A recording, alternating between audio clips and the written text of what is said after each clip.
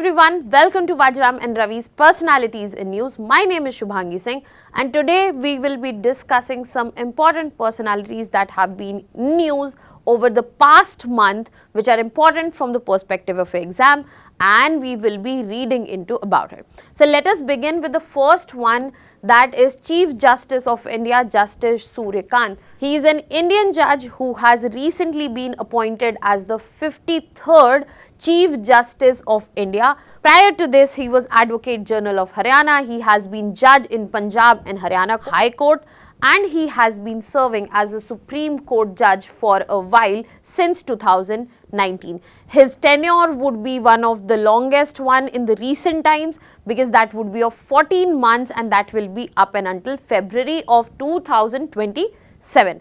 Now, if we talk about CJI Surikant, we get to see that he has been involved in multiple judicial reforms where he has advocated citizen-centric justice, where he has talked about opening doors for justice to common man in multiple ways. He has been focusing on speed, affordability and clarity in terms of justice delivery and also standardization of procedures across the courts.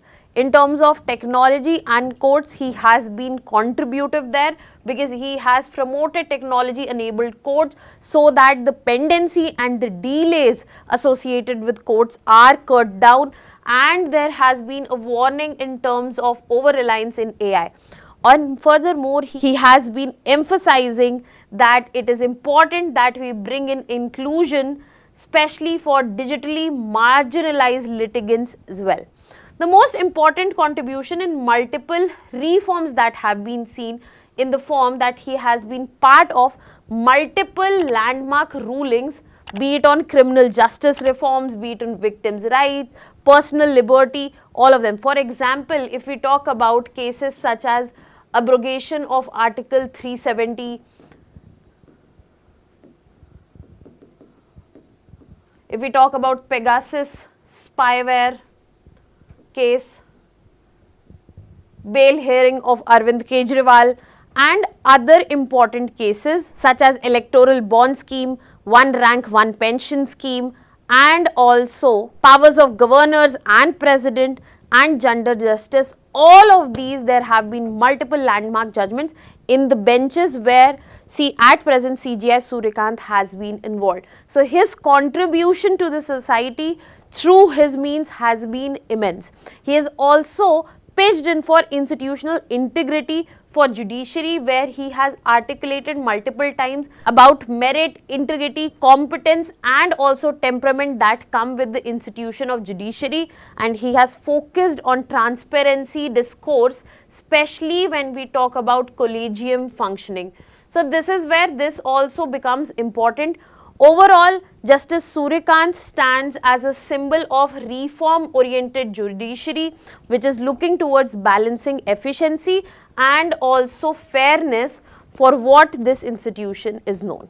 On this note, we will be moving towards the next personality that we are covering today, that is C. Rajagopalachari. C. Rajagopalachari was a pivotal Indian freedom fighter, statesman, a close Gandhian associate, and he has contributed to the progress of India even after the freedom. He has recently been in news because a tribute was paid to him by our Prime Minister and his contributions were recognized to India that as we see today. So if we talk about C. Rajagopalachari, as I mentioned, he was a freedom fighter and he was known to contribute importantly to non-cooperation mission, where he had left his advocacy and joined the movement, and later he is also known for the Tamil Nadu's Dandi March, that is also Vedrayam Salt March that was carried out, and multiple other contributions that were done from his side. Later he became the last Governor General of India because after independence and after adoption of the constitution, this particular position was done away with. He was later Chief Minister of Madras Presidency and State Madras Presidency during 1937 when the elections were conducted, and after the independence of the state, and later he was also the founder of Swatantrata Party in 1959 to go against and give an option to Nehruvian socialism as well. He was a lawyer, statesman, writer and an important Indian freedom fighter as well. If we talk about his contributions, we got to see that he had an immense role in the political transition that we saw in India. He ensured a smooth transition from colonial rule to republic because he was the last Governor General of India. He also acted as a stabilizing authority in early nation building.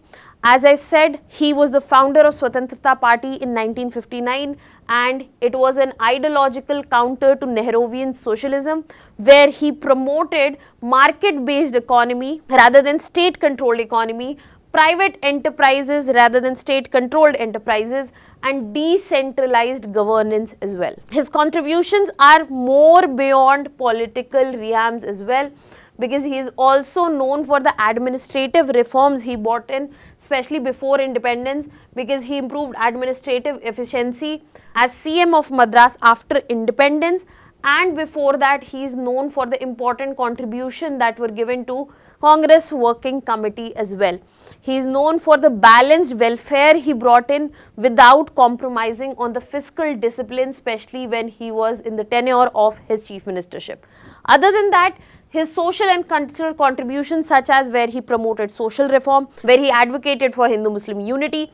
He is known for the special work that he did through Rajaji plan. Can you tell me in the comment section which year Rajaji plan was brought in to bring INC as well as Muslim League together? And he promoted social reform including temple entry of the lower caste people. He advocated for ethical governance rooted in Gandhian laws. So, he was the one who cherished Gandhian values, and Gandhi has also called him the keeper of his conscience. So, that highlights how well placed Rajagopalachari was in overall freedom fighter struggle and also in the making of early days of this nation. In terms of intellectual legacy, he has also authored simplified versions of Ramayana and Mahabharata, and he is a key thinker if we talk about India's liberal as well as democratic tradition that has been established. Now on this note, we will be moving to the next personality that we are covering today, that is Supriya Sahu. Supriya Sahu is a 1991 batch IS officer in the Tamil Nadu cadre, currently serving as Additional Chief Secretary for the Department of Environment, Forest and Climate Change, and she has been recently awarded the Champions of the Earth Award, which is the highest environmental honor from UN. So in this context, we will be talking about her if we talk about Supriya Sahu, who has been playing a key role, especially when we talk about environment, climate change and forest, and she has experience not just over years in administration, but especially when we talk about environment, health and governance. If we talk about her contribution, she has led the ecosystem restoration in Nilgiris and Western Ghats. She is known famously for the Operation Blue. If we talk about her contribution, she has led the ecosystem restoration in Nilgiris and Western Ghats. She is famously known for especially her Operation Blue Mountain, where she led ban on single-use plastic and led one of the biggest plantation drives, which also holds the Guinness World Record. She integrated science-based policies with administration. In terms of climate action, she has pioneered nature-based solution. Tamil Nadu Green Company, she is known for establishing Tamil Nadu Green Climate Company, which is India's first not-for-profit state climate vehicle. She is also known for bringing in projects such as cool roof projects, which are important in terms of sustainable cooling, sustainable urban cooling, etc. She has worked in climate resilient livelihoods, urban rural mitigation strategies, which have given dividends and which shows that she duly deserves the award and the honor that has been bestowed.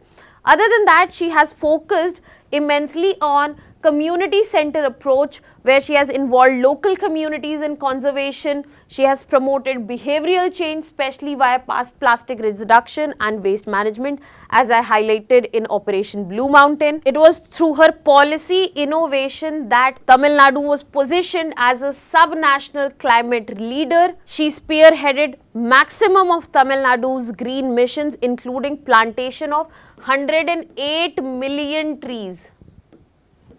And she is responsible for doubling the mangrove cover in between 2021 to 2023, where it held in alignment of state action with global climate commitments as well. And that's why she stands with this honor of UNEP Champions of Earth in 2025, which also places India well on the map of not just environmental governance, but also environmental diplomacy. On this note, we will be moving on to the next personality that we are covering today, that is Srinivasa, that is S. Ramanujan. All of us know S. Ramanujan as a mathematician, and his contributions are immense, especially when we talk about him being a self-taught mathematician. He was the one who revolutionized number theory, infinite series and continued fraction.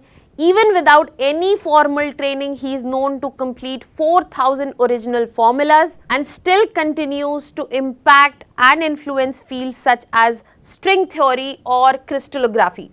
Now, when we talk about him being in news, recently it was Ramanujan's formula that it might be considered in modern cosmology. So, a study team at IISc has said that Ramanujan's clever formula can be used to calculate pi, and this formula can be used for modern physics as well as cosmology.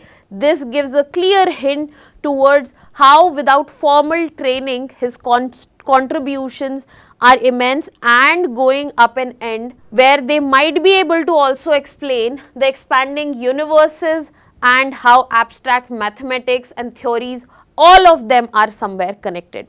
In this context, if we talk about S. Ramanujan, he is a largely known self-taught mathematician. His contributions, he has collaborated with famous G.H. Hardy at Cambridge. He is a fellow of Royal Society, and it was in this collaboration with G.H. Hardy that Hardy Ramanujan number, that is 1729, was brought out, and in this honor it is known as Hardy Ramanujan number. It was in 1918 that he became the fellow of Royal Society, and he is the youngest known fellow of Royal Society. In his small lifetime, he has left a huge impact and legacy, be it in terms of work that he has contributed, and in order to honor that, December 22, his birth date, is celebrated as the National Mathematics Day in our country.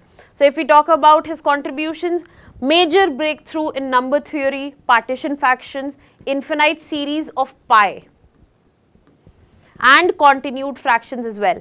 He also worked on mock theta functions, in which his concepts were far ahead of the formal proof that he could have given at that time, and it was later very important and played an important role in the modular form theory. Apart from that, he is also known for the research legacy. The notebooks inspire research in pure mathematics, mathematical physics, string theory and computation, and the new IISc team says it could be way more than this. As of now, if you talk about S. Ramanujan, not just national legacy but also the global legacy, he bridged institution based and formal mathematics, and he is the one who shapes 21st century and the mathematician research around it. And he stands as a very strong symbol that what India is capable of in scientific fields, the potential it holds despite the formal training, despite the constraints that are present in our country. The next personality that we are going to cover is Perumbidugu Mutharaiyar, who is also known by the name Samrat Subaran Maran. And recently he has been in news because he has been honored through a stamp which you can see here, and our Prime Minister also expressed his happiness over the stamp that has been released in his honor.